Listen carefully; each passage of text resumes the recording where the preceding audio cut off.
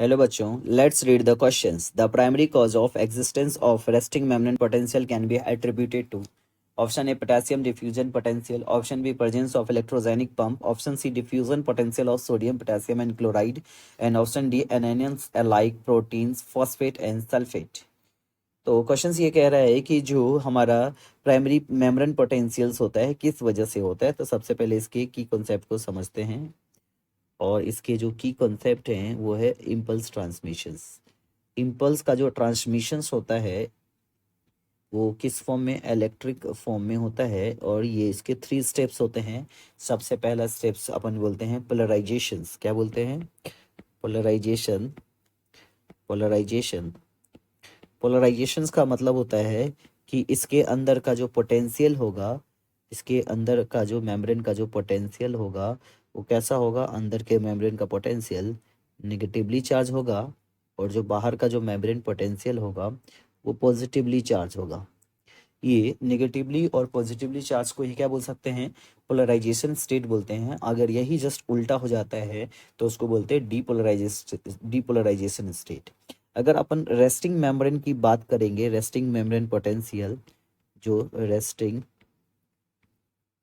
Membrane potential, ये एक ऐसा पोटेंशियल है जब कोई नर्व्स कोई भी इम्पल्स को कैरी नहीं कर पा रहा होता, कोई भी इम्पल्स को कैरी नहीं करता, उसको रेस्टिंग मेम्ब्रेन पोटेंशियल बोलते हैं।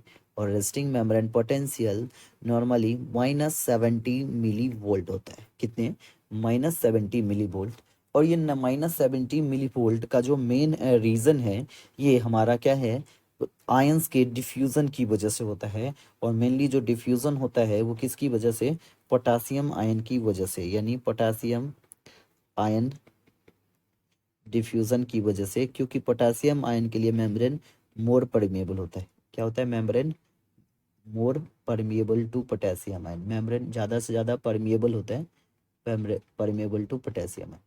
इस वजह से पोटेशियम आयन का डिफ्यूज़न ज़्यादा होता है। अगर आप इलेक्ट्रोजेनिक पंप की बात करेंगे तो इलेक्ट्रोजेनिक पंप्स क्या होता है? ये हमारा मेंटेन करता है पोटेंशियल डिफरेंस को। क्या करता है? Maintain potential difference. ये पोटेंशियल डिफरेंस को मेंटेन करता है मेम्ब्रेन के तरफ को। नेक्स्ट अगर बात करें हमारा diffusion potential of sodium potassium और क्लोराइड, क्लोराइड आयन जो निगेटिव आयन है उसका कोई भी डिफ्यूजन मूवमेंट नहीं होता है, इसकी वजह से कोई लेना देना नहीं है। ऐसे ही एनायंस की बात करेंगे तो एनायंस एक टाइप का क्या है? इमूवेबल आयन है। इमूवेबल आयन से इससे पोटेंशियल को कोई फर्क नहीं पड़ता, बट इससे क्या होता है? इम्पल्स के ट्रांसमिशन, ये रेस्टिंग मेम्ब्रेन से कोई लेना देना नहीं, बस ये क्या होता है? एक डिफरेंस क्रिएट करने के लिए है। नेक्स्ट अगर हमारा जो फाइनल आंसर अगर होना चाहिए तो final answer is options number A. Option number A is our final answer, potassium diffusion potential. Hope you understood it well. Best of luck.